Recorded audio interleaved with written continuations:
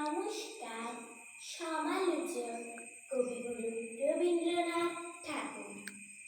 বাবা নাকি বই সব নিজে, কিছুই বোঝা যায় না লেখেন কি যে।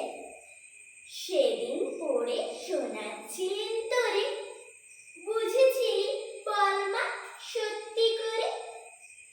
এমন লেখায় তবে বল দেখি কি হবে? তোর মুখে মা যেমন কথা শুনি